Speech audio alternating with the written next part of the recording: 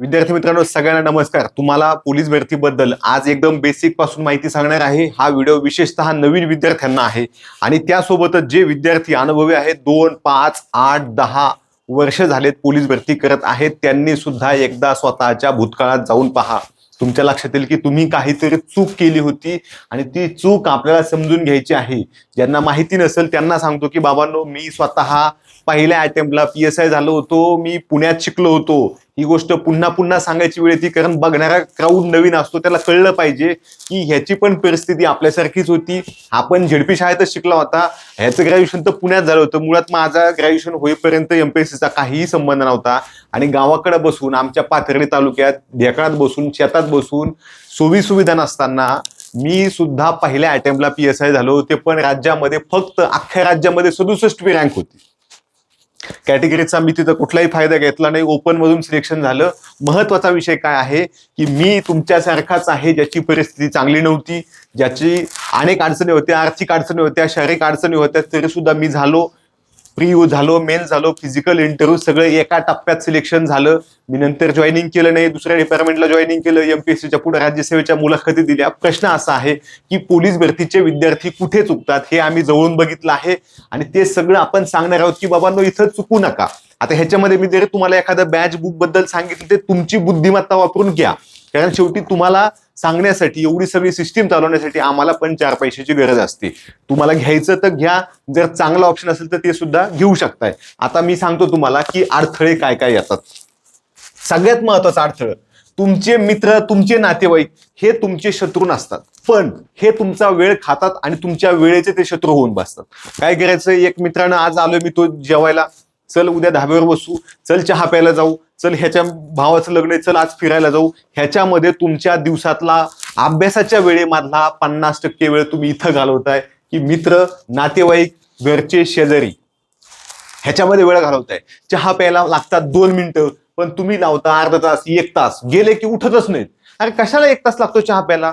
मुळात तुम्ही पोलीस भरतीच्या विद्यार्थ्यांनी चहा पिऊच नाही, पण एखाद्याला लय हाऊस आहे की चहा पिल्याशिवाय होतच नाही, काय संडासच होत नाही, तर अशा विद्यार्थ्यांनी तुम्ही ठीक आहे ना, 5 सोडून 10 मिनिटं घ्या.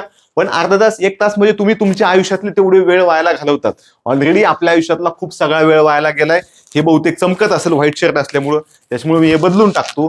परंतु आपण काय करतोय, तुमच्या दिवसाचं आठवून बघा की मागच्या 3 दिवसात आपण काय केलंय की नको त्या ठिकाणी वेळ वायाला घालवलाय. आणि नको त्या ठिकाणी वेळ वायाला घालवल्यामुळे काय झालंय की तुमचा अभ्यास कमी झालाय, आणि अभ्यास कमी झाल्यामुळे तुमचा कॉन्फिडन्स कमी झालाय. मग जे विद्यार्थी तुम्ही बघताय की 35 वर्ष वय झाले, ह्याच्यामध्ये मला सगळ्यांना नावं ठेवायचे नाही. कदाचित काही विद्यार्थी उशिरा जॉईन झाले असतील, कदाचित काही विद्यार्थ्यांना बॅड लक झाला असेल, काहींचे अजून वेगवेगळे प्रॉब्लेम असतील. परंतु जर तुम्हाला असे खूप दिवस लावायचे नसतील की बाबा 32-33 वय झाले तरीही अभ्यास करतोय, कारण 32-33 वय हे आयुष्यात सेटल व्हायचं वय आहे. तुमचे लग्न करून मुलं सांभाळायचं वय आहे. 32-33 हे अभ्यासाचं वय नाही.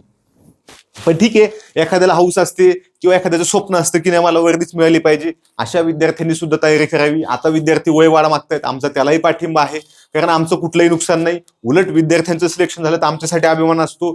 4 पुस्तकं ते घेतील, इतरांना सुद्धा सांगतील.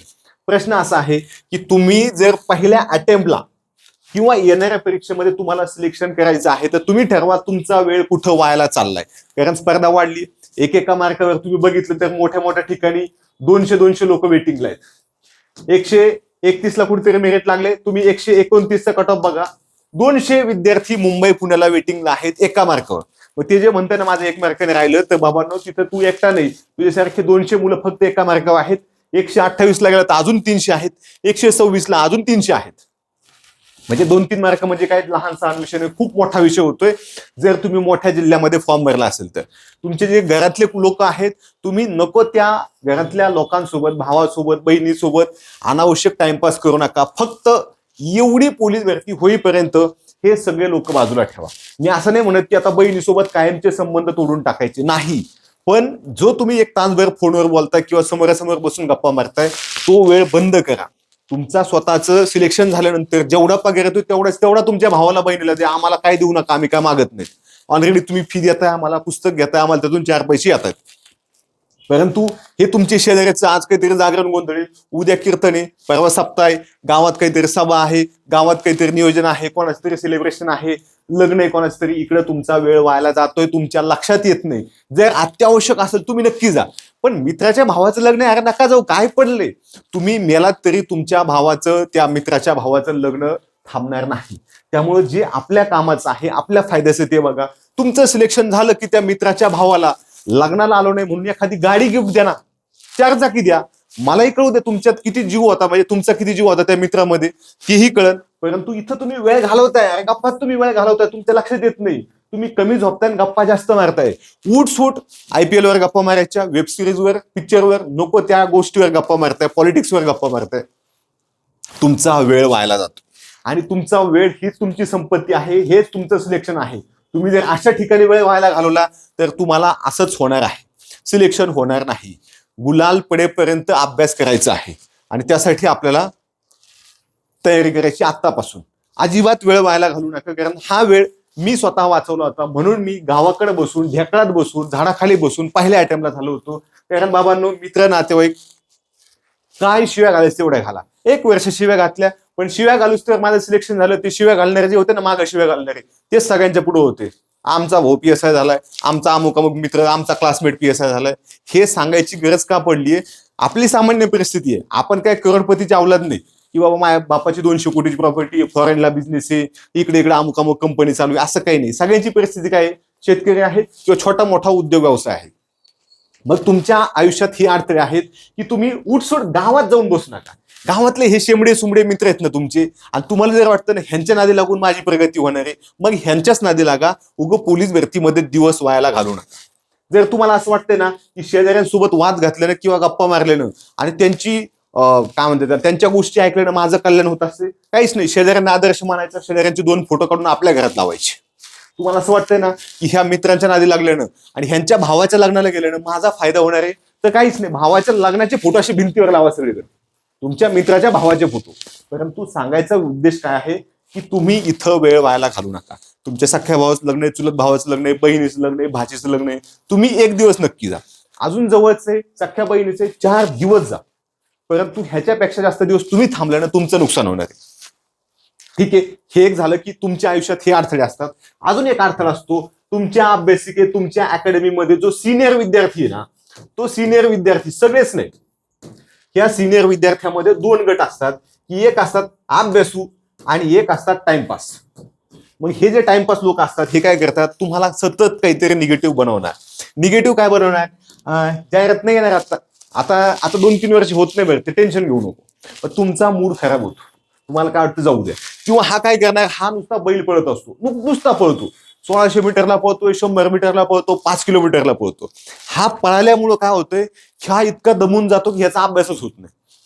आणि ह्याचा अभ्यास होत नाही, मग हा दुसऱ्यांना अभ्यास करून देत नाही. हा काय करतो, मग दमल्यामुळे झोपतो, रील बघतो, व्हिडिओ बघतो, तुम्हाला पाठवतो, तुमचा व्हॉट्सअप ग्रुपला पाठवतो आणि तुमचा वेळ खातो.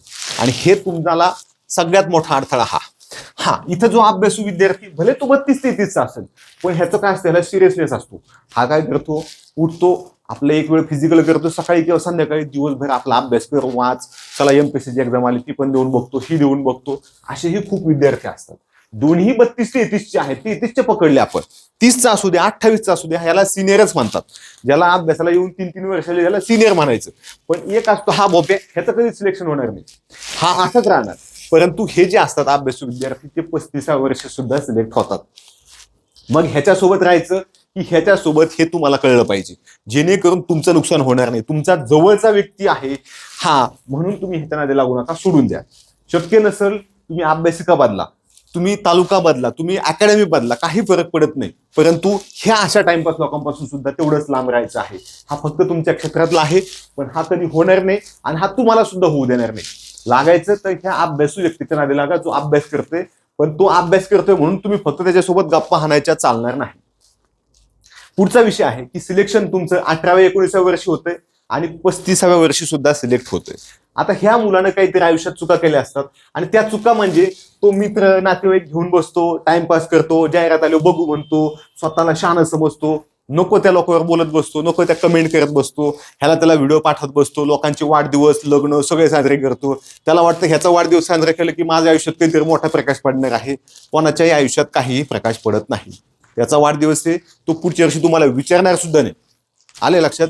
तुम्ही स्वतः आठवून बघा की इयत्ता 5वीला इयत्ता 1लीला असलेले तुमचे क्लासमेट किती तुमच्या कॉन्टॅक्टमध्ये आहेत? कुणीही राहत नाही. तुमची लढाई आहे, तुम्हाला लढायची आहे. आलं लक्षात? तुम्ही नोकरीला नाही लागले, आई वडील असं नाही म्हणणार की आम्ही आयुष्यभर काम करून तुला पोचतो, तू फक्त बसून खा येतो, असं तुमचे आई वडील सुद्धा म्हणणार नाहीत. तुमचा मित्र उद्या क्लास 1 झाला, कलेक्टर झाला, तरी तुम्हाला तो काहीही देणार नाही. त्यानं करप्शन केलं, तो तिकडं फ्लॅट घेईन, तिकडं प्लॉट घेईन, कंपनी टाकल, परंतु तुम्हाला काहीही मिळणार नाही. तुम्ही चांगले असाल, तुमचा स्वभाव चांगला असेल आणि त्याला वाटलं की ह्याला मी कामाला ठेवतो, तर तुम्हाला तो 30-40 हजार रुपये महिना देईल, ह्याच्यापेक्षा नाही. आणि जर तो पोलीस झाला तर तो तुम्हाला काहीच देणार नाही. तर तुम्हाला काही गरज सिलेक्शन झाल्या लग्न झालेलं नाही तोपर्यंत एकदा दोनदा ढाब्यावर जेवायला खायला घालन, चहा पाजन, कधीतरी भेळ खायला घालन, नंतर म्हणून तू तुझं बघ, माझ्या मागे बागेचे काम आहेत.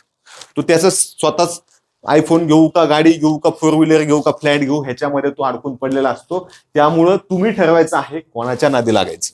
चुकीचं जर तुम्ही मार्गदर्शक निवडला, चुकीचे मित्र आहेत, नातेवाईकांसोबत वेळ जातोय, तर अवघड आहे. आणि लक्षात घ्या, हे जे लोक आहेत ना तुमचं सिलेक्शन झाल्यानंतर जर तुम्ही ह्यांना वर्षभर तोडलं, 6 महिने तोडलं, मन लावून तयारी केली, तर हेच सगळे लोक तुमचं सत्कार करत असतात, तुम्हाला इकडे तिकडे घेऊन फिरतात, तुमचे फोटो काढतात, तुमचे व्हिडिओ काढतात. हे काय वाईट नाही, पण हे तुमचा वेळ खातात, ही गोष्ट वाईट आहे. आणि ती तुम्हाला कळली पाहिजे की हे लोक आपले वेळ खात आहेत आणि तो वेळ फक्त आपला गेला नाही पाहिजे. ठीक आहे, सिलेक्शन 19व्या वर्षी का होतं बाबा? ह्याचा का उशीर आहे का? नाही. ह्यानं पैसे भरलेत का? नाही भरले. तुमच्या समोर जे 19 वर्षी सिलेक्ट झाले हे कमीत कमी 1000 लोक होते. कमीत कमी म्हणतोय म्हणजे 1000+ लोक हे 19व्या वर्षी या वर्षी सिलेक्ट झालेत. त्यांचं वय 19 असताना. कशामुळे झाले? 19 कम्प्लीट नव्हतं. हे 19च्या खालच्या पकडलेत आपण, 18.5, 18.25, पावणे 19 वयाचे. काय झालं? ह्यांनी बघितलंय की आपल्याला काय करायचंय. ओके, तू शहाणा आहे ना, असू दे, आम्ही तुझ्याकडून बघतो, मला जे वाटतं ते मी करतोय. ह्यानं टाइमपास बंद केला, ह्यानं योग्य पुस्तक वाचली, ह्यानं सातत्य ठेवलं, ते 6 महिने वर्ष जे काय असेल ते सातत्य ठेवल्यामुळं काय झालं की ह्याचा स्कोअर वाढला. ही जनता ह्याच्यावर जळायला लागली, ही जनता ह्याच्यावर जळायला लागली 19 वयाच्या. परंतु ही कोणती जळायला लागली? ही टाइमपासवाली. अभ्यासवाल्याला काय फरक पडला नाही. जे स्टडीवाले होते ना त्यांना काही फरक पडला नाही, पण हे मात्र तुमच्यावर जळायला लागले. हे म्हणले जळून काय उपयोग नाही, आपला आपला अभ्यास करायचा. मग 35 आणि 19 दोन्ही वर्षाच्या विद्यार्थ्याचं सिलेक्शन झालं. पण हे कशामुळे झालेत की ह्यांनी प्रॉपर स्टडी केलाय. प्रॉपर स्टडी तुम्हाला कळला पाहिजे. त्यासाठी आयुष्यात नको असलेल्या गोष्टीत ना फक्त 6 महिने बंद करा. एकदा सिलेक्शन झालं की तुमच्या मित्रांना दररोज तुम्ही धाब्याला जेवायला घाला. तुमची आलेला पगार सगळ्या मित्राला द्या. सगळ्या नातेवाईकांना आलेला पगार वाटून टाका. करप्शन चुकून तुम्ही केलं तर ते पैसे सुद्धा नातेवाईकांना देऊन टाका. शेजारी पाजाऱ्यांना बंगले बांधून द्या. तुमचं घर तसंच बाजूला ठेवा, काही हरकत नाही. पण 6 महिने पुढची परीक्षा होईपर्यंत तरी तुम्ही सध्या ह्या लोकांच्या नादी लागू नका, कारण तुमचं नुकसान होणार आहे. ठीक आहे, तर हे सिलेक्शन कुठं होतंय? माझं का बाबा 23 तर माझा 22 कंप्लीट झालं, 23व्या वर्षात असतानाच माझं सिलेक्शन झालं. कारण मी हे सगळं केलं होतं. ह्या लोकांच्या नादी लागायचं नाही. आई वडील सुद्धा माझ्या समोर काम करत असायचे, पण मी काय ठरवलं की नाही, आपल्याला आपलं काम करायचंय. जर आपण ह्यांना आता कामात मदत केली, शेताच्या खुरपणीला केली, नांगरणीला केली, तर मग माझा अभ्यास कधी करायचा, माझं सिलेक्शन कधी होणार? ठीक आहे, पुढचा विषय आहे की चुका काय काय होतात त्या मुलांच्या. टाइमपास करायचा. टाइमपास मध्ये काय आहे? गप्पा आहेत.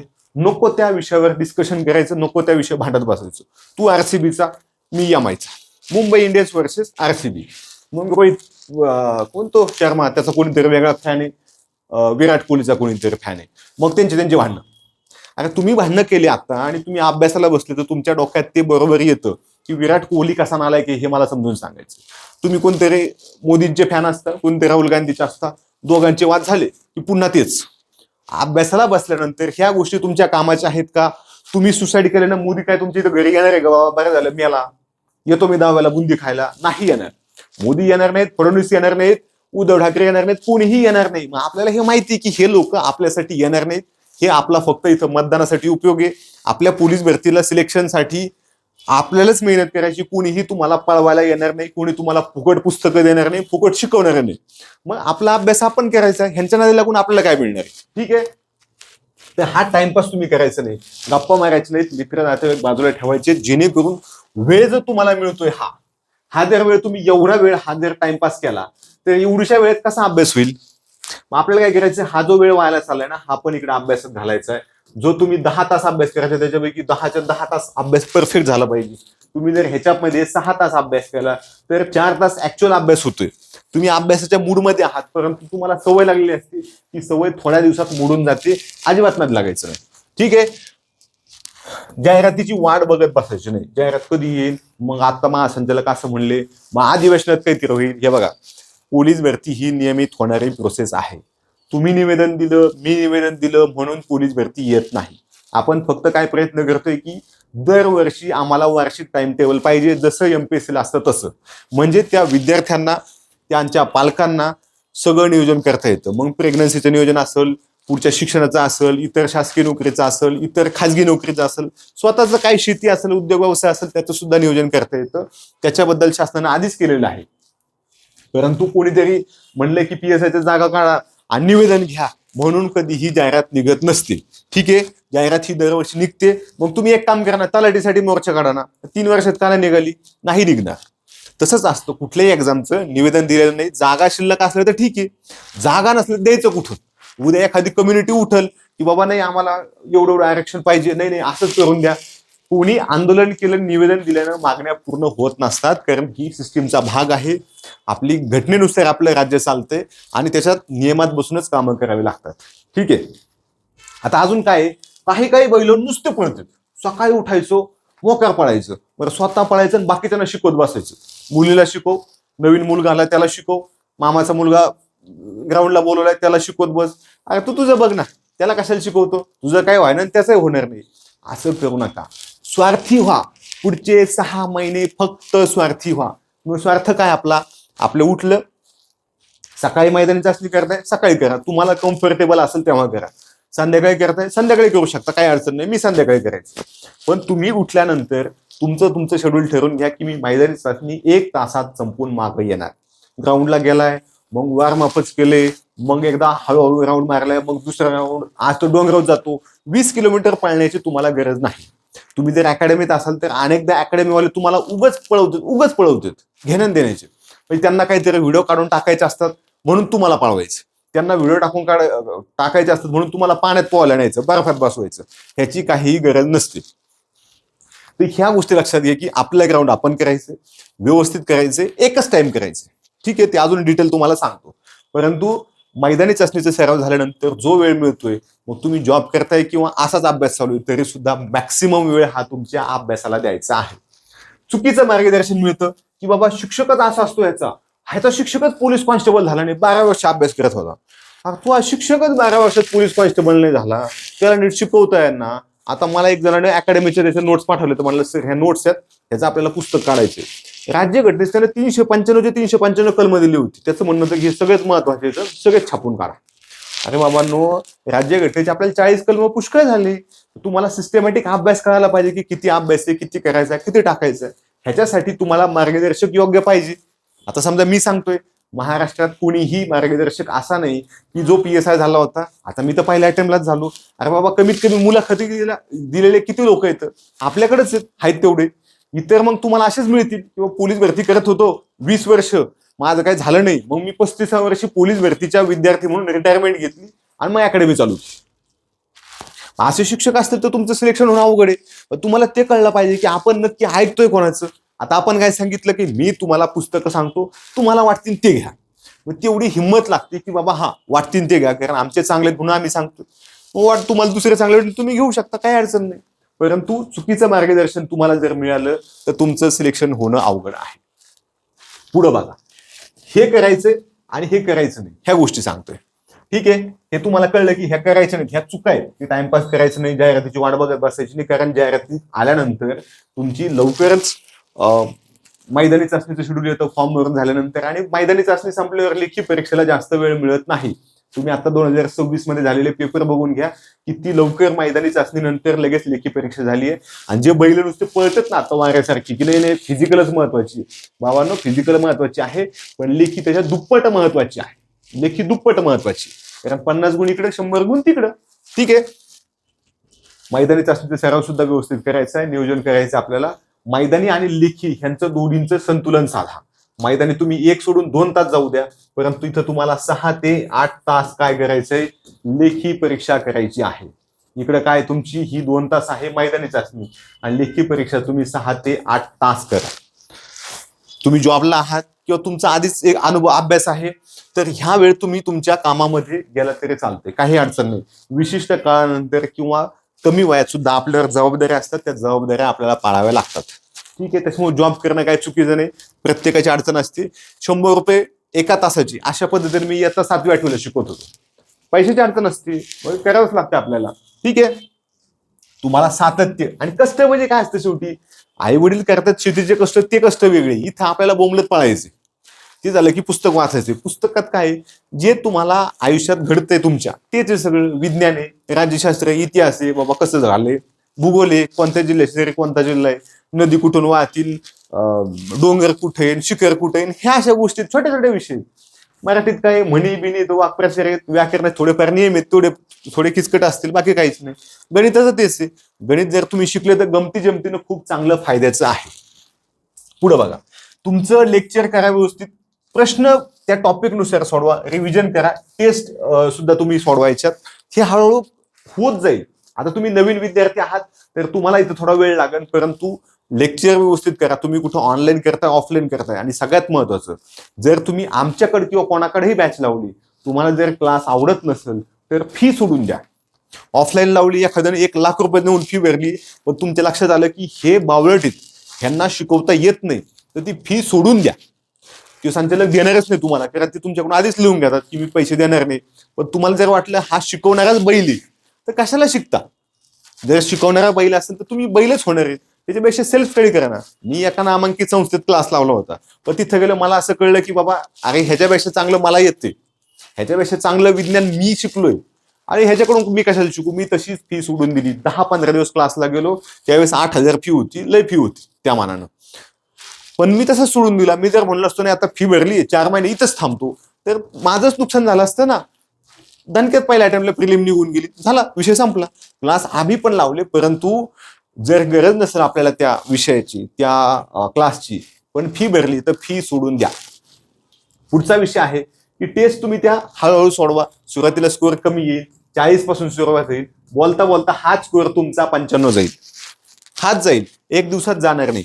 45चा 45 होईल, 60 होईल, मग पुन्हा एकदा 52 होईल, 52चा पुन्हा 68 होईल, 78 होईल, 80 होईल, आणि 80चा पुन्हा एखाद्या टेस्टला 62 येईल.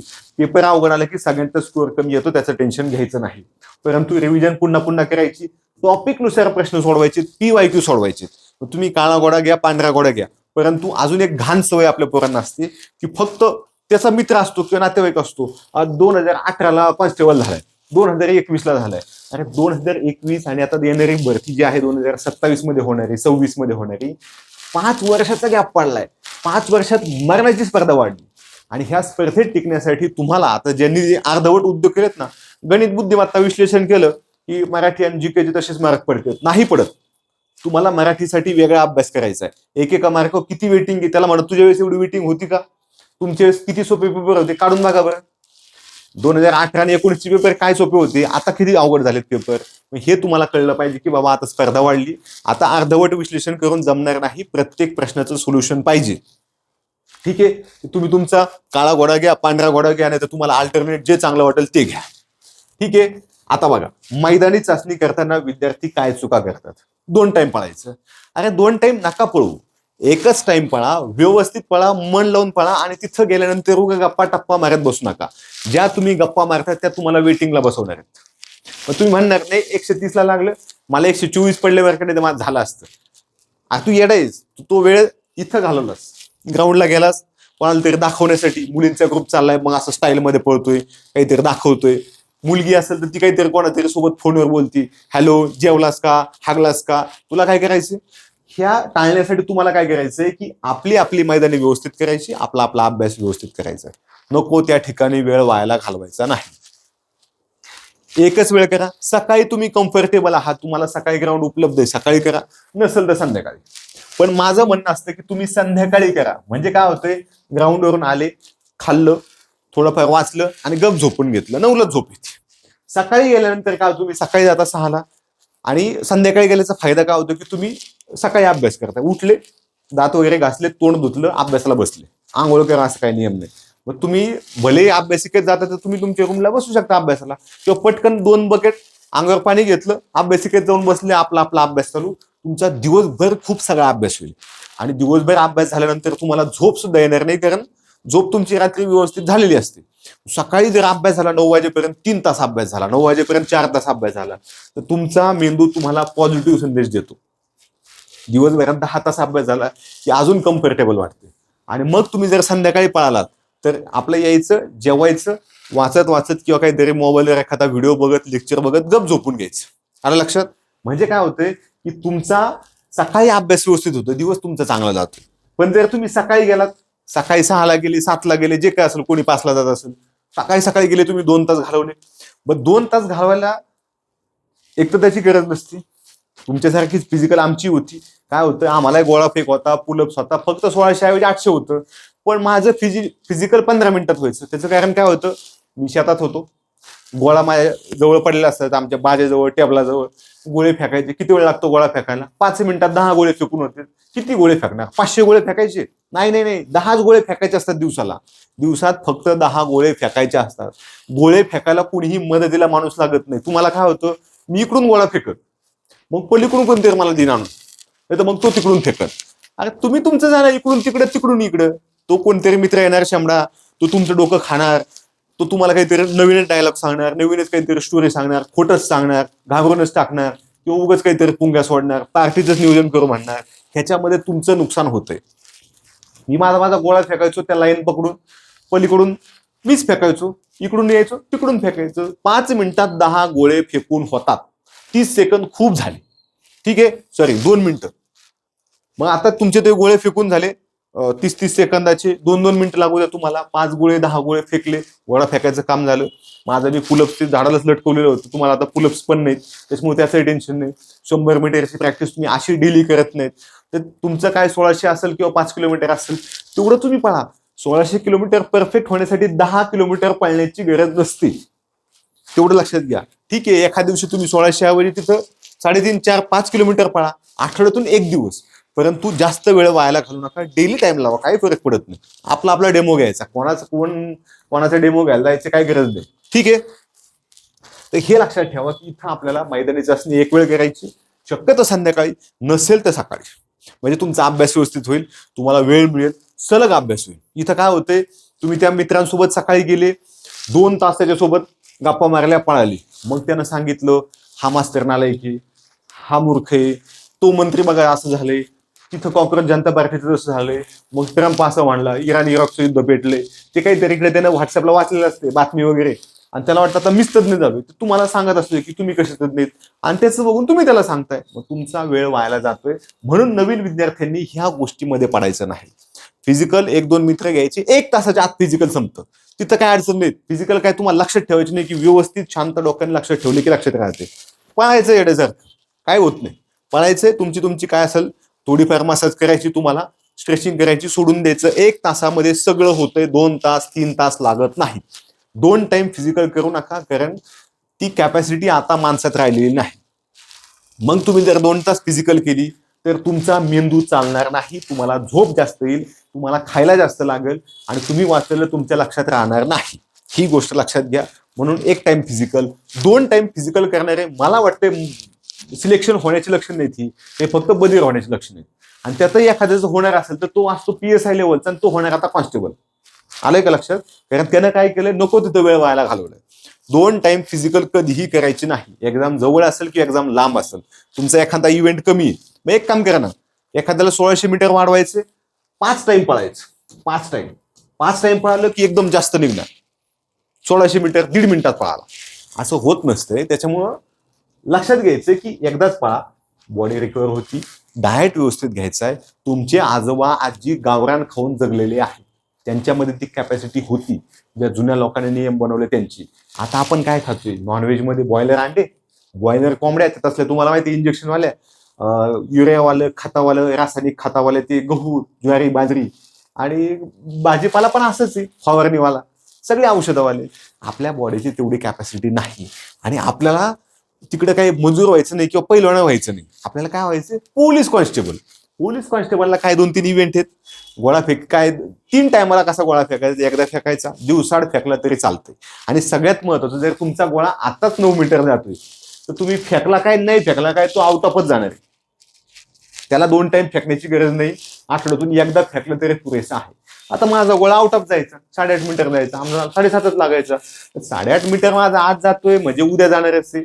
मग 4 दिवसाचा गॅप घेतला किंवा एक्झामच्या आधी महिनाभर मी चालू केलं 15 दिवस तरी माझा जाणारच आहे. गोळा कधी अलीकडे येत नाही. एखाद्याचं असं नाही की मागच्या महिन्यात गोळा 8 मीटर जात होता आणि आता 3 मीटर जातो, असं कधी होत नाही.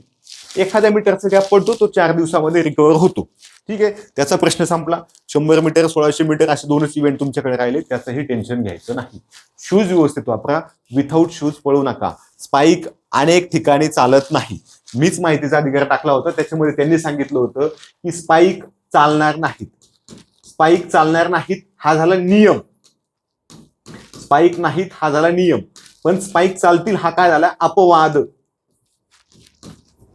अपवाद म्हणजे काय आहे की एखाद्या दिवशी ग्राउंड उखडलेलं आहे, तिथे काहीतरी चिखल झालाय किंवा अजून काहीतरी प्रॉब्लेम आहे, सिंथेटिक वेगळं ग्राउंड आहे, तर अशा वेळी तुमच्याबद्दल सहानुभूती म्हणून तिथला संबंधित पोलीस प्रमुख तुम्हाला सांगतो की तुम्ही स्पाईकचे शूज वापरू शकता, अन्यथा स्पाईकचे शूज अलाव नाहीत असा नियम आहे.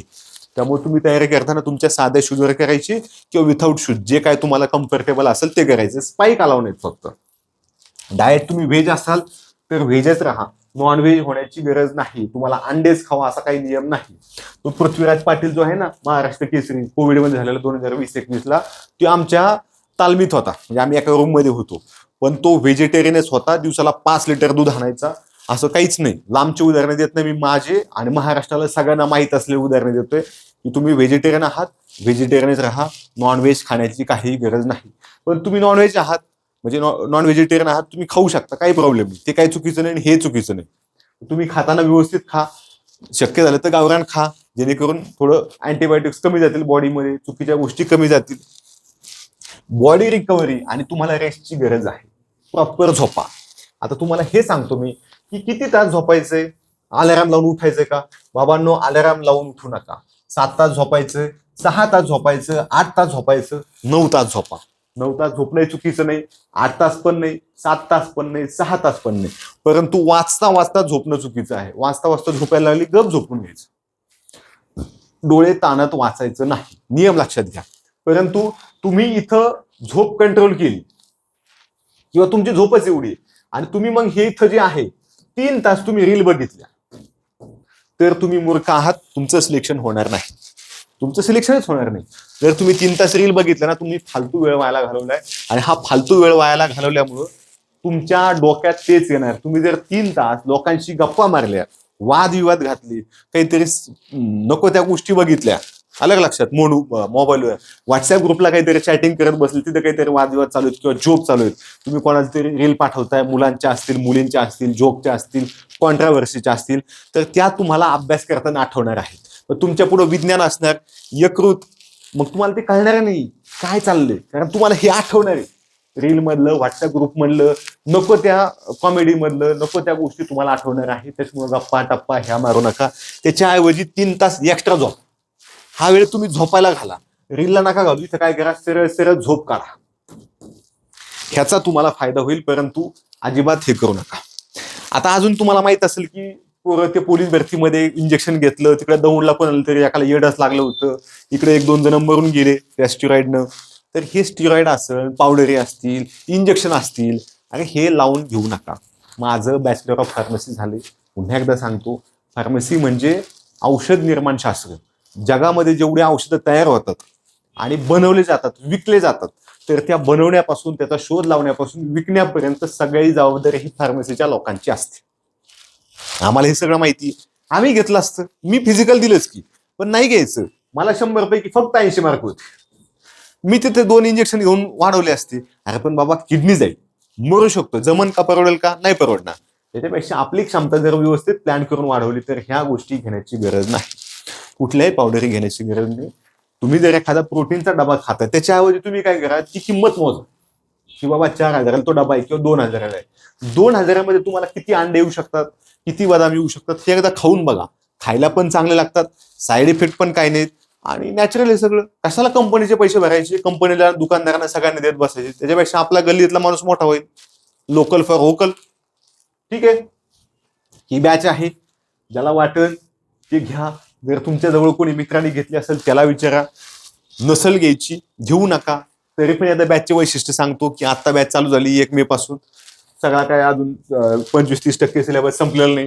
इथं PSI पदी निवडलेले मार्गदर्शक मी स्वतः असलेली ही एकमेव बॅच आहे. होमवर्क नोट्स आहेत, जसे तुम्हाला 9चे होमवर्क असायचे ना की तुम्ही तिथं भरायचे सगळं, तशा नोट्स देतो आम्ही. त्याच्यासोबत तुम्हाला अनलिमिटेड व्ह्यूज आहेत, किती पण वेळा बघा. डेली लेक्चर होतात. जुन्या स्वप्न खाकी बॅचचं कुठलंही लेक्चर आम्ही ह्याच्यामध्ये टाकलेलं नाही, सगळं नवीन आयटम आहे. ठीक आहे, सराव टेस्ट आहे आणि त्याच्यासोबत तुम्हाला प्रश्न विश्लेषण सुद्धा आम्ही करून देतो की कशा प्रकारचे प्रश्न येतात, कसा अभ्यास केला पाहिजे. सगळे लोक चांगले आहेत, चांगल्या पद्धतीने शिकवतात. अनलिमिटेड व्ह्यूज आहेत. जुनं भांगर आम्ही काही देत नाही. जुनं भांगर म्हणण्यापेक्षा भांगर नव्हतं आधीचं, पण जुनं नकोच. म्हणजे एखादा विद्यार्थी आधीच्या बॅचला होता, आता पुन्हा आलाय, तर त्याला असं वाटायला नको यार मला आयतं दिलंय, असं वाटायला नको म्हणून आपण काय केलंय, हे केलंय. आणि सगळ्यात महत्वाचं, मागच्या वर्षी ऑनलाईन बॅचमध्ये सगळ्यात जास्त निकाल देणारी स्वप्न खाकी बॅच होती. ऍडमिशन घेऊन पहा. नाही आवडलं तर आम्हाला 4 दिवसात सांगा की मी 10 तारखेला बॅच घेतली, मला काय बॅच आवडले नाही, आज 14 तारीख आहे, तर मला पैसे मागा द्या. काही अडचण नाही, पैसे मागा घ्या. अशी सुविधा कोणी देत नाही, कारण बाकीच्यांना फक्त गोड बोलून बोलबच्चन मारून इथं ऍपमध्ये आणायचे, पैसे रिटर्न कोण देत नाही. आम्ही मात्र ती सुविधा ठेवली. काय? Return fee return. कोर्स आवडला नाही आम्हाला सांगायचं. अख्ख्या एवढ्या बॅचमध्ये एवढे हजारो विद्यार्थी आहेत, आतापर्यंत 2 जणांनी काहीतरी कोणीतरी वेगळं कारण सांगून 2च जणांनी पैसे रिटर्न घेतले. आलं लक्षात? ही गोष्ट लक्षात घ्या, ह्याचा फायदा घ्या. बुक लिस्ट तुम्हाला सांगतो, जुन्या विद्यार्थ्यांचं सोडून द्या, मी काय सांगतो हे पण एकदा ऐका, मग तुमच्या लक्षात येईल की बाबा मराठी विषय. आता मराठी विषयामध्ये तुम्ही XYZ बुक वाचताय, मला असं हे कळत नाही की एकच बुक आहे, त्या एक बुक मध्ये खाली प्रश्न दिलेत.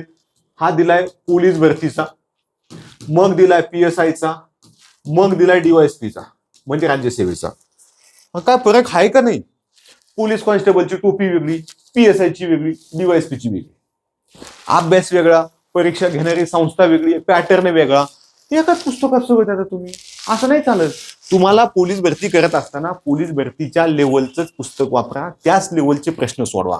आणि हे सगळं आम्ही तुम्हाला वर्दीच्या राजमार्गामध्ये दिलंय की या आधी आलेले प्रश्न विथाऊट स्पष्टीकरण टॉपिक वाईज तुम्हाला आम्ही दिलेले आहेत. ह्याच्यामध्ये तुम्हाला काय होणार आहे, प्रत्येक घटक व्यवस्थित दिलाय, डिटेल दिलाय, ह्याच्या बाहेर प्रश्न येत नाही. आला तर तो कुठल्याच पुस्तकात मिळणार नाही.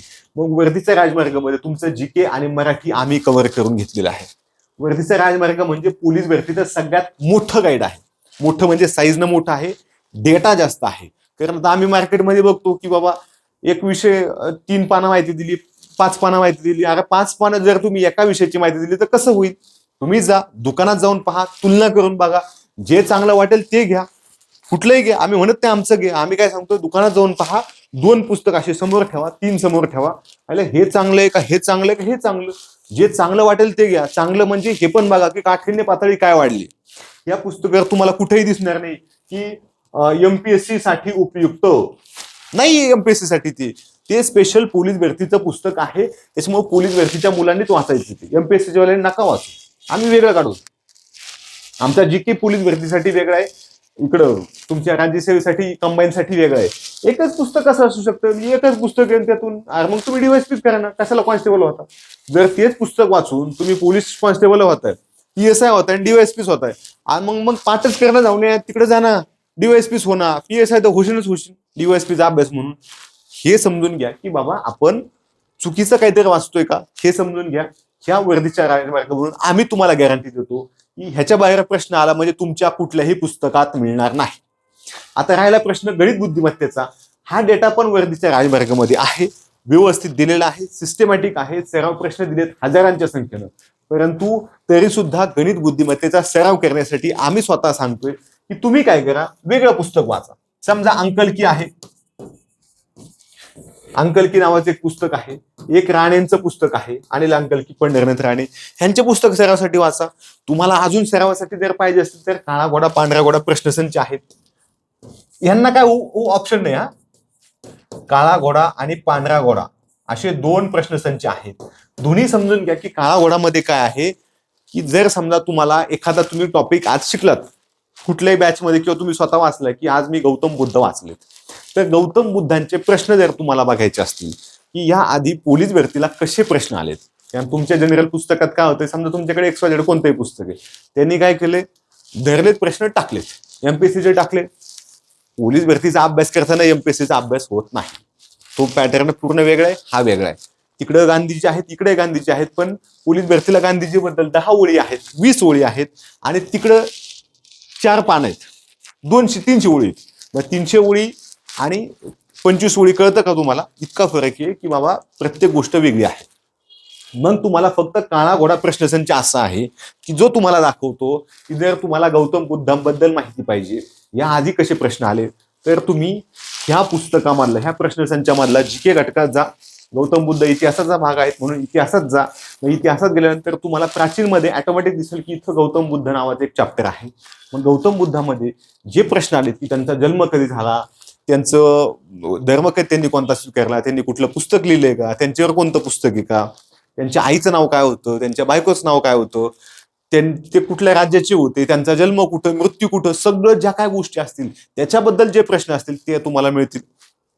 तुम्हाला जर वाटलं की माणसाच्या मेंदूबद्दल विज्ञानामध्ये काय प्रश्न आले असतील, आज मी मानवी मेंदू वाचलाय, प्रमस्तिष्क, पश्चिमस्तिष्क, जे काय वाचले तुम्ही ते मेंदू, मेरुरज्जू, जे काय वाचले, समजा तुम्ही चेतापेशी, मग ह्याच्याबद्दल काय प्रश्न आले असतील मला शोधायचं आहे फक्त मेंदूबद्दल. तर तुम्हाला काय करायचंय, ह्या काळा घोडा उचलायचा, ह्याच्यामध्ये तुम्हाला टॉपिक नुसार प्रश्न बघायचे, GK मध्ये जायचे, विज्ञानमध्ये जायचे, विज्ञानामध्ये काय करायचं तुम्हाला की मानवी संस्थामध्ये जायचं, तिथं तुम्हाला चेतासंस्था दिसेल. मग चेतासंस्थामध्ये तुम्हाला सगळ्या मेंदूबद्दलचे प्रश्न दिसतील.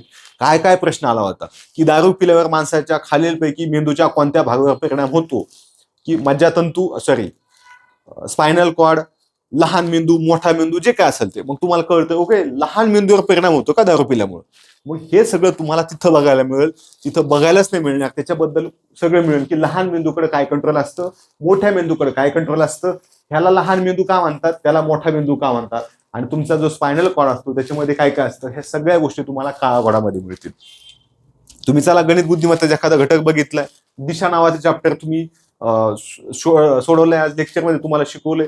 मग दिशा घटकावर या आधी पोलीस भरतीला कसे प्रश्न आले असतील, प्रश्न इथं दिलेत पण इथं सिलेक्टेड प्रश्न आहेत, इथं सोल्युशन नाही. सोल्युशन फक्त काळा घोडाच प्रश्नसंच देतो घटकनुसार. इथं मी घटकनुसार बोलतो आता की तुम्हाला फक्त दिशाचे प्रश्न पाहिजेत. तुम्ही जायचे, बुद्धिमत्ता टॉपिक काढायचा, बुद्धिमत्तामध्ये दिशाला जायचे, आणि दिशाला गेल्यानंतर तुम्हाला काय होतं, तिथं दिशाचे प्रश्न मागील सगळे आलेले, कोणत्या वर्षी आले आणि काय प्रश्न आला होता, कोणत्या जिल्ह्यात आला, हे सुद्धा कळतं. विथ सोल्युशन कळते. प्रश्न सोल्युशन दिलाय की बाबा राम इकडं होता, मग तिकडे गेला, तो कोणत्या दिशेला, जे काय असेल ते प्रश्न तुम्हाला तिथं मिळणार. आणि तसंच सगळ्या विषयांचं आहे, सगळ्या घटकांचं आहे. आता जो पांढरा घोडा आहे, समजा तुम्ही हे पुस्तक वाचलेत किंवा तुम्हाला असं वाटलं की माझा आधीचा अभ्यास झालेला, मग पांढऱ्या घोड्यामध्ये काय दिले, तुम्ही असं म्हणले की मला आज पुण्याचा पेपर सोडवायचा, आज मला प्रॅक्टिस करायची, झालेले प्रश्नपत्रिका सगळं पाठ करून टाकतो, किंवा मला बघायचं मला स्कोअर किती येतो, मी जर ह्या वर्षी पुण्याला फॉर्म टाकला असता, किंवा मी नंदुरबारचा पेपर सोडून बघतोय की कशा पद्धतीने काठिण्य पातळी असते, कारण ती जवळपास सगळं सेमच असतं. तर तुम्ही तो सोडून बघितलाय, OMR शीटवर सोडवलाय, OMR शीटच्या मार्केटमध्ये पुस्तक मिळतात, तुम्ही जा घ्या किंवा झेरॉक्स काढा, काही करा, काही घेणं देणं नाही. ते तुम्हाला प्रश्नपत्रिका मिळणार पांढऱ्या घोड्यामध्ये. म्हणजे प्रश्न इथं सेम आहेत, परंतु इथं तुम्हाला घटकनुसार आहेत आणि इथं तुम्हाला पेपरनुसार आहेत. म्हणजे तुम्हाला पुण्याचा पेपर सोडवायचे तर तुम्हाला ह्याच्यात नाही मिळणार आहे, ह्याच्यात घटकनुसार मिळणार. तुम्हाला गांधीजी खाली गांधीचे प्रश्न इथं मिळणार, किडनी खाली इथं किडनीचे प्रश्न मिळणार. इथं मात्र तुम्हाला पुण्याचा पेपर मिळणार, इथं तुम्हाला मुंबईचा पेपर पाहिजे मुंबईचा मिळणार, गडचिरोलीचा पाहिजे गडचिरोलीचा मिळणार. मग हे पेपर तुम्ही सोडवायचे आणि ह्याच्या खाली प्रत्येक प्रश्नाचं थोडक्यात पण प्रत्येक प्रश्नाचं सोल्युशन आहे. फक्त गणित बुद्धिमत्ता नाही, प्रत्येक प्रश्नाचं थोडक्यात स्पष्टीकरण इथं दिलेलं आहे. आता ह्याच्यामध्ये 2023, 24 आणि 25 म्हणजे आता 26 वर्षात झालेले पेपर आहेत. ह्याच्यामध्ये काय होतं, तुम्ही पेपर सोडवत असताना 2023चा जरी तुम्ही प्रश्न सोडवला तरी सुद्धा तुम्हाला तो चालू घडामोडीचा प्रश्न आहे किंवा तो अपडेट झालाय. समजा किनारपट्टी तेव्हा विचारली होती की महाराष्ट्राची किनारपट्टी किती आहे, 720 किलोमीटर. पण आम्ही काय केलंय की आता किनारपट्टीतच बदल झाले तर ते सगळे बदल इकडे आणून टाकले. ह्याचा फायदा काय झालाय की तुम्हाला तो प्रश्न सोडवताना 23चा वाटत नाही, तो 26चा फील होतो. तेव्हा कोणीतरी विचारलंय की महाराष्ट्राचे सध्या राज्यपाल कोण आहेत. मधल्या काळात 3 राज्यपाल बदलले. तर हे राज्यपाल तुम्हाला इथं अपडेट केलेले असतील, इथंही अपडेट केलेले आहेत. पण हे घटकनुसार आहे, डिटेल स्पष्टीकरण आहे. पांढऱ्या गोडामध्ये मात्र तुम्हाला थोडक्यात स्पष्टीकरण आहे. गरज असेल तर घ्या, नाही तर घेऊ नका. जे चांगलं वाटेल ते घ्या. तुम्हाला वाटलं ना नाही काहीही झालं तरी मी गणित बुद्धिमत्ता स्पष्टीकरण करेल, मराठी आणि जीकेची मला गरज नाही, कारण मी जन्मताच हुशार आहे, काय अडचण नाही. ओके, इथे तुम्ही करू शकता की मी सोल्युशनचं पुस्तक तर घेतो पांढरा गोडा, पण मी फक्त गणित बुद्धिमत्ता स्पष्टीकरण करेल, जीके आणि मराठी करणारच नाही, कारण मी हुशारच आहे, काय प्रॉब्लेम नाही. ठीक आहे, तर असं आहे. ह्याच्यामध्ये तुम्हाला गणित बुद्धिमत्तेची थोडी गरज पडू शकते, म्हणून मी इतर पब्लिकेशन सांगितले. चालू घडामोडीच्या दररोज नोट्स काढत बसू नका. पुढचा जो विषय आहे की चालू घडामोडीच्या नोट्स कोणीही काढत बसू नका. नोट्स काढल्यानं तुमचा वेळ जाणार आहे, म्हणून नोट्स काढत बसू नका. डायरेक्ट एखादं महिन्याचं मासिक घ्या, त्यातही एमपीएससी वाल्यांचं घेऊ नका. मी म्हणतो जेव्हा परीक्षा डिक्लेअर होईल, तुमचं चालू होईल वातावरण की बाबा आता शासन निर्णय आलाय किंवा वेळापत्रक आलंय, तेव्हा तुम्ही अभ्यासाला लागा, अन्यथा लागू नका. अजून एक गोष्ट तुम्हाला सांगायची राहिली की बाबांनो, कदाचित लेखी परीक्षा आधी होण्याची शक्यता आहे. शब्द वापरला मी, लेखी परीक्षा आधी होण्याची शक्यता. तुम्हाला कळलं पाहिजे की गॅरंटी नाही, शक्यता आहे. जर लेखी परीक्षा आधी झाली तर मात्र तुम्हाला अभ्यासाची खूप जास्त तयारी असली पाहिजे, ही गोष्ट समजून घ्या. म्हणून तुम्ही दोन्हींची तयारी ठेवा. उद्या काही झालं तरी माझं सिलेक्शन झालं पाहिजे, त्यासाठी माझी सर्वांगीण तयारी असली पाहिजे. आणि नसेल तर बंद करून टाका, उगाच वायाला वेळ घालू नका, तुमचं नुकसान होतंय. हे मित्र गप्पा टप्पा हे तर सांगितलं की तुम्ही इथंच गाणताय सगळे. पुढचा विषय आहे की अभ्यास कुठं करू शकता तुम्ही. अभ्यासिकेत करू शकता, अकॅडमीत करू शकता, घरात आणि शेतात सुद्धा करू शकता. जिथं शांत वातावरण असेल तिथं करा, कुठंही करा, काही अडचण होत नाही. तुम्ही एसीत बसून पास होऊ शकता, फॅनवाल्या अभ्यासिकेत होऊ शकता, पत्र्याच्या घरच्या खोलीत होऊ शकता, स्लॅबमध्ये 4थ्या मजल्या बसून करू शकता, शेतात बसून सुद्धा होतो. मी स्वतः शेतात केला होता. माझं कॉलेज 5-6 मजली होतं. माझ्या कॉलेजमध्ये शोसाठी एअरफोर्सचं विमान होतं. शाहू महाराजांची संस्था ना, मोठं कॉलेज, 10,000 मुलांचा कॅम्पसमध्येच 10,000 मुलं. तुमच्या आसपासचे 5-6 गावं फक्त आमच्या कॅम्पसमध्येच मावतील एवढं.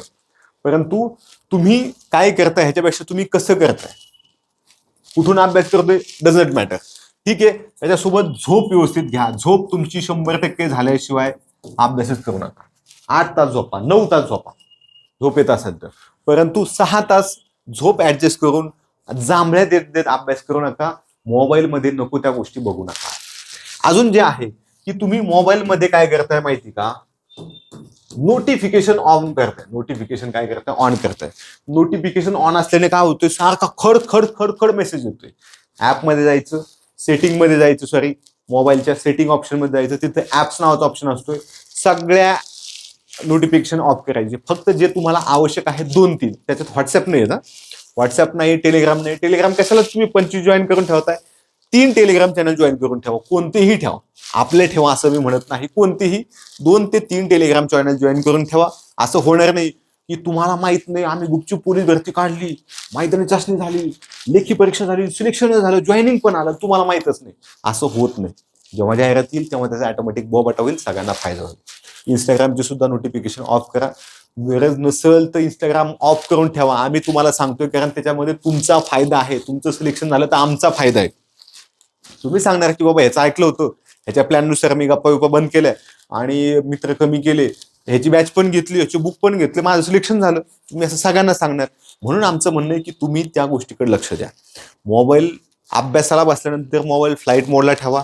तुमचा फोन लागला नाही म्हणून कोणाचं काहीही जात नाही. जिल्ह्याला जरी आग लागली का तुमच्या अजून काय मरत नाही कोणाचं. आणि लय अर्जंट असेल तर लावतील कोणाला तरी फोन. असंही तुम्ही जाऊन काय करणार, तुमच्या जण काहीच व्हाय ना, तुमच्या जण जर अभ्यासच व्हाय ना, तर बाकीचं काय होणार आहे. ठीक आहे, एवढं सोपं असून सुद्धा. तर हे लक्षात घ्या की झोप व्यवस्थित घ्या. नोटिफिकेशन ऑफ ठेवा.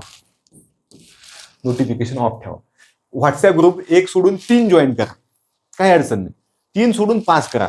100 व्हॉट्सअप ग्रुप कशाला पाहिजे तुम्हाला, कशाला ह्याला त्याला स्टेटस टाकून मेसेज टाकताय, फोटो काढताय, हिला हाय म्हणायचं, त्या पूर्ण त्याला म्हणायचं जेवलास का, तुला काय करायचं तू तुझं बघ ना बाई, कशाला वेळ घालवती. हे तुम्हाला कळलं पाहिजे की नको त्या ठिकाणी आपल्याला वेळ व्हायला घालवायचा नाही.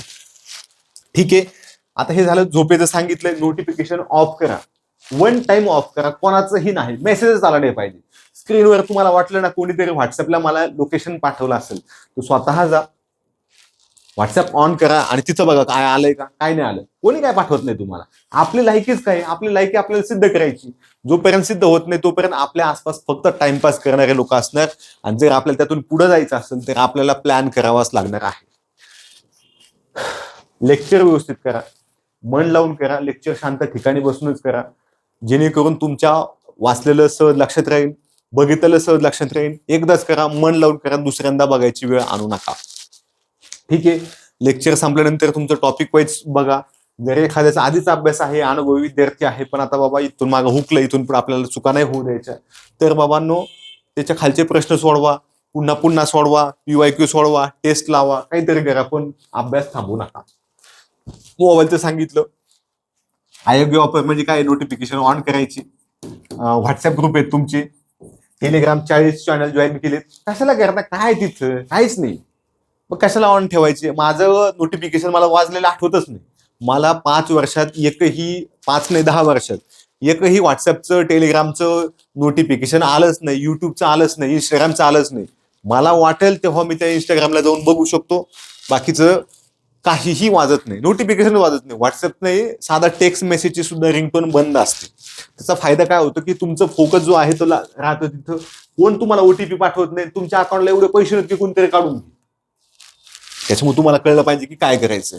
मग याचा योग्य वापर काय आहे की बाबा एखादं लेक्चर बघताय तुम्ही, टेस्ट सोडवताय, किंवा अजून काय तुम्हाला पाहिजे XYZ गोष्ट ते करताय. काही लोक काय करतात, टेलिग्राम चॅनल जॉईन करायचा. ओके. आणि त्याच्यावर कोणतरी असे क्वेश्चन टाकतात आणि हे क्वेश्चन सोडवतात. यांना वाटतं तिथं मी उत्तर दिली म्हणजे मी हुशार झालोय. अरे तुझ्या पुस्तकातले, जेणेकरून तुला तुझं तिथं कामाला येईल. आणि आहेत ना ऑलरेडी मार्केटमध्ये पुस्तकं, जा एखादा प्रश्नसंच घे, त्याला खुणा कर, म्हणजे तुला रिवाइजला काम येईल. हे टेलिग्रामचे क्वेश्चन कशाला सोल्युशन करतात, येण्याचा बाजार. नको तिथं वेळ व्हायला घालवायचा नाही. सरळ विचार करायचा की हे सोडवलेलं चांगलं राहील का पुस्तक वाचलेलं सोपं राहील. तुम्हाला जर वाटलं की नाही पुस्तक वाचण्यापेक्षा टेलिग्रामचे क्वेश्चन सोडवलेले चांगले राहील, सोडत बसा, काय अडचण नाही, आम्ही टाकतो, तुम्ही वाचा सोडवत. नाही झालं सिलेक्शन तर चांगली गोष्ट आहे. ही एडिशन घ्या पुस्तकाची, पुढची घ्या, त्याच्या पुढच्या वर्षी घ्या, आणि 35-40 वर्षाची गोष्ट असेच राहा. आमच्या गाव बापात जाते. जेवढं तुम्ही उशिरा सिलेक्ट होणार, जेवढं तुमचं वय वाढत जाईल तेवढा आमचा फायदा आहे. असेच राहा. तुम्हाला कळलं पाहिजे की काय करायचं आपल्याला, योग्य काय अयोग्य काय. नोटिफिकेशन ऑफ ठेवा. अनावश्यक व्हॉट्सअप ग्रुप तुमच्या जातीचे, शेजारी पाजारी, गटाचे, धर्माचे, गावाचे, कशाला काय, तुम्हाला कोण विचारतंय, कुत्र विचारत तुम्हाला गावात जाऊन विचारून बघा. मला कोण विचारतं म्हणायचं, कोणी विचारत नाही. तुम्हाला ते कळलं पाहिजे की आपल्याला गावात कोणी विचारत नाही, काय करायचं त्या गावाच्या ग्रुपमध्ये. आपल्याला काय, आपला अभ्यास ना आपण, बाकी कोणाची काही घेणं देणं नाही. कोणी काही काम सांगितलं तर बिन लाजवणी गप बसायचं, कामच करायचं नाही. आपला अभ्यास ना आपण, स्वार्थी व्हायचं. पुढचे 6 महिने फक्त स्वार्थी व्हा, तुमचं सिलेक्शन 100% होणार. 6 महिने स्वार्थी व्हायला शिका. ठीक आहे. हे झालं. आता लेक्चर करत असताना मन लावून करा. नोटबुक तुमच्या नोट्स जवळ ठेवा. ते सोडून झाल्यानंतर तुमच्या काही नोट्स असतील त्या काढून ठेवा. PYQ सोडवा, टेस्ट सोडवा, टॉपिक वाईज सोडवा, पेपर सोडवा, सराव टेस्ट दिली कोणी क्लासवाल्याने ती सोडवा, परंतु सोडत राहा. सतत सोडवल्यानं तुमचा फायदा होणार आहे. त्यासोबत तुम्ही रिव्हिजन सुद्धा करा. रिव्हिजनला ऑप्शन नाही. मी म्हणले मी एकदा वाचले शिवाजी महाराज, नाही लक्षात राहत. अष्टप्रधान मंडळातलं आम्ही एखादं विसरून जातो, ते लक्षात आणावं लागतं की ऑप्शन आले की मग ते क्लिक होतं. तर ह्या गोष्टी आहेत की तुम्हाला पुन्हा पुन्हा रिवाइज करणं आवश्यक आहे. दुसरा कुठलाही ऑप्शन नाही. तुम्हाला जर टेस्ट सिरीज लावायची असेल तर हे सांगितलं आम्ही, जी वाटेल ती लावा. आम्ही ही तर टेस्ट सिरीज उपलब्ध केली बाबांनो. पहिली गोष्ट ही एक्सपोर्ट होत नाही. ह्याची आम्ही टेस्ट सिरीज ह्याच्या आधी आम्ही चालू केली, ती एक्सपोर्ट व्हायची. एक्सपोर्ट म्हणजे काय, तुम्ही डाउनलोड केली 100 रुपये देऊन, तुम्ही तुमची झेरॉक्स काढायची आणि त्या झेरॉक्सवाल्यांनी सगळ्या गावाला वाटायची, किंवा तुम्ही काय करायचं बाकीच्या लोकांना टाकून द्यायची टेलिग्रामला, ही घ्या यांची टेस्ट सिरीज. आणि मग ह्यानं व्हायचं काय, अरे ऍडमिशन झाले 100 आणि 10,000 लोक तिकडे सोडवत आहेत. म्हणजे थोडा आमचा विचार करा की बाबांनो ह्यांना खरंच शक्य नाही एवढ्या कमी किमतीत आम्ही अशीच टेस्ट सिरीज देऊ शकतो. ह्याच्यामध्ये काही ऑनलाईन असतील, काही अगदी आम्ही तुम्हाला PDF एक्सपोर्टला उपलब्ध करून देऊ, पण सगळ्या नाही. 100 रुपयात 100 टेस्ट आहेत, प्रत्येक प्रश्नाचं सोल्युशन आहे. लावायचे असतील लावा, नका लावू, पण अभ्यास चालू ठेवा. जो काय असेल तुम्हाला तो अभ्यास व्यवस्थित चालू ठेवा. आता हेच आमचं सांगायचं काम आहे, कारण तुम्हाला सांगण्यासाठी इथं एवढे मोठे ऑफिस, एवढे मोठे लोक शिकवतायत. मग हे शिकवण्यासाठी आम्हाला 4 पैशाची गरज असते, म्हणून आम्ही सांगतोय. पण आम्ही हे पण सांगतोय, गरज नसेल तर नका लावू, काय अडचण नाही. ठीक आहे. असा सगळा विषय आहे. परंतु त्याच गोष्टी तुम्हाला आता पुन्हा मी रिवाइज करून सांगतो की तुम्ही शून्यापासून सुरुवात करताय, म्हणजे एकदम फ्रेश आहात, 11वी-12वी आताशी झाली आणि तुम्ही अभ्यासाला लागला, किंवा अगदी 35 वय झाले की आता माझा हा शेवटचा अटेम्प्ट आहे, आता वय वाढ होईल, पण हे जर तुम्हाला करायचं असेल तर तुम्ही लक्षात ठेवा की इथून पुढं आपल्याला एकदाच शेवटचा अटेम्प्ट म्हणून द्यायचा आहे. 18 वर्षाचा मुलगा असेल तर 35चा, माझं एकच सांगणं आहे की करायचं तर मन लावून करा शेवटचा अटेम्प्ट, आणि हे एकदा बाहेर काढा. 6 महिने काहीही करायचं, ह्या सगळ्या लोकांना एकदा बाजूला काढायचं. तुम्ही जर त्यात दाताड काढणाऱ्या मित्रांसोबत राहिले, नको त्या मैत्रिणीला उगाच पटवत राहिले की दुसऱ्या सोबतच लग्न करणार आहे, तुमचं काहीही होणार नाही, लग्न केलं तर ती उद्या पळून जाणार, हे पण सांगून ठेवतो. जर तुम्हाला असं करायचं नसेल तर ह्या लोकांना फक्त बाजूला काढा. आम्ही तुम्हाला म्हणत नाही की तुम्हाला भावापासून तोडतोय. एक काम करणार, सिलेक्शन झालं ना, भावाला सगळा पगार देशील का, लिहून दे मला, कोणी देत नाही. मग हे तुम्हाला कळलं पाहिजे की बाबांनो, इथं आपला स्वार्थ बघा. तुम्ही मेलात तर तुमच्या घरचे आई वडील सुद्धा, सख्खा भाऊ सुद्धा एकच दिवस जेवणार नाहीत, दुसऱ्या दिवशी सकाळीच भाकरी चुरून खाणार. मी जरी मेलो तरी तेच आहे, तुम्ही मेलात तरी तेच आहे. तुम्ही कल्पना करा की तुम्ही आता टपकलात, व्हिडिओ बघता बघता तुम्ही मेलात अटॅक येऊन, तुम्ही अटॅक येऊन मेल्यानंतर तुमचा काय, तुम्हाला संध्याकाळी जाळतील पुरतील तेवढंच फक्त. दुसऱ्या दिवशी घरचे दणकावून खाणार, 10 वेळा तेच बुंदी खाणार, सगळ्यांच्या पुढं दणकावून खाणार, घमेलचे घमेल, तिकडे त्रास कवा ना दुसऱ्या दिवशी संडासमध्ये. परंतु आज दणकावून बुंदी खाणार. 8-10 दिवस तुमची आई रडल, बाप रडल, थोडंफार एखादी लहान बहीण असेल तर ती रडल, लग्न झालेली बहीण असेल तर ती 10वा झाला की लगेच दुपारीच निघून दे, येत नाही पुन्हा मागं. ह्या गोष्टी समजून घ्या की इथं आपल्याला वेळ व्हायला घालवायचा नाही. ठीक आहे, तर असे अडथळे तुमच्या आयुष्यात, तर हे करू नका, गप्पा टप्पा मारू नका, आणि माझं ऐका येड्याचं, तुमचा फायदा करून घ्या, स्वार्थ साधून घ्या, जेणेकरून तुमचं सिलेक्शन होईल. जर तुमचं सिलेक्शन नाही झालं तर हे सगळे गप्पा मारणारे आहेत ना तुमचे घरचे, तुमचे वडीलच तुम्हाला नावं ठेवणार, ह्या पोरानं आमचं नाक घासलं म्हणतील, ह्यानं आम्हाला इज्जत नाही राहिली, ह्याच्यामुळे आमच्या आयुष्याचं वाटोळं झालं, ह्याच्यामुळं आम्हाला नीट जगता येणार, ह्याच्यामुळे लाण्या भावाचं लग्न राहिली. हे सगळे तुमचेच आई वडील तुम्हाला टोमणे मारणार, आम्ही नाही मारणार. आम्हाला तर बरं आहे तुमचं सिलेक्शन होत नाही, आमच्या फायद्याचं आहे, परंतु आम्हाला तो आमचा फायदा करण्याऐवजी आम्ही सांगतोय की पटकन हे सगळं बाजूला ठेवा. मी ह्या लोकांवर फोकस ठेवतोय, आणि हे तुमच्या आयुष्यात अडथळे आहेत. गप्पा टप्पा, करमणूक म्हणजे मोकार वाढदिवस, मोकार लग्न, मोकार गेले बोंबलत फिरायला 8-8 दिवस. मग इथं तुम्हाला हे होतं, तुम्ही कुठल्याही देवाला कितीही नवस मागा, काहीही होणार नाही. तुम्ही जर ह्यांना धरत बसले तर तुमचं सिलेक्शन होणार नाही. स्वार्थ साधा, 6 महिने स्वार्थ, नाही तर तुमचाच बाप तुम्हाला म्हणणार ह्या पुरीचं आता 30 वय झाले, आता हिचं लग्नही व्हायना. आमचा बाप नाही, तुमचाच बाप तुम्हालाच म्हणणार आहे. मग हे जर करायचं नसेल तर 6 महिने स्वार्थी व्हा, अभ्यासाला लागा. जर एकदम नवीन आहात तर जुने खोंड बघताना टाइमपास करणाऱ्या खोंडापासून लांब राहा. त्यांना मी खोंड म्हणतोय, परंतु अभ्यास करणाऱ्या मुलांचा मात्र फायदा घ्या. परंतु ह्याचा अर्थ त्याच्यासोबत नुसत्या गप्पा मारायच्या तर नुसतं खायचं बोंबलत असा होत नाही. हा जर दिवसातून 6-7 तास अभ्यास करत असेल तरच ह्याच्यासोबत राहायचे. आणि हा जर तुमच्या लक्षात आलं की हा 8 दिवस झाले फक्त 1-1.5 तास पुस्तक घेऊन बसतोय, त्यातही मोबाईल खेळतोय, तर हे येड आहे, हे सोडून द्यायचं. आलं लक्षात? हा, हे सिनियर लोक सोडून द्यायचे. आणि ह्या तुमच्या गोष्टींपासून बाजूला राहिलं तर मी गॅरंटी देतो की तुमचं सिलेक्शन होईल. माझंही झालं होतं पहिल्या अटेम्प्टला, एवढ्या कमी वयात एवढे मुलं होतात, हजारांच्या संख्येनं होतात. तुमचंही होईल. तुमचं वय 32-33 आहे, तुम्ही असं निगेटिव्ह घेऊ नका. पण तुम्ही ह्या गटात राहा, टाइमपास गटात जायचं, टाइमपास गटात जा. की तुमचा मित्र आहे तो 8-10 वर्ष झाले पोलीस भरती करतोय, तुम्हाला 10 वर्ष झाले, तरी तुम्ही त्याच्याच सोबत आहेत. किंवा ज्याचं सिलेक्शन झालं त्याला नाव ठेवतं, हा ह्याचं काय खरं नाही, ह्याचं असं झालं, मग ह्याला फोन लाव, त्याला फोन लाव, ह्याला बोलव, त्याच्यासोबत दवाखान्यात जा, ह्याच्यासोबत कुठेतरी फिरायला जा. तुमचं सिलेक्शन होणार नाही, तुम्ही स्वतःला फसवताय, आई वडिलांना फसवताय. आणि जर तुम्हाला सिलेक्शन करायचं असेल, कारण हेच तुमच्या आयुष्यात अडथळे ठरलेले आहेत, तुम्हाला जे करायचं, जसं करायचं तसं करा. आमचं सांगायचं काम आहे.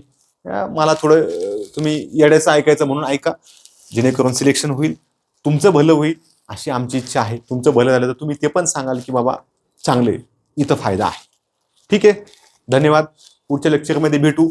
तुमच्या जर काही अडचणी असतील, तुम्हाला जर काही प्रश्न विचारायचे असतील तर नक्की विचारा.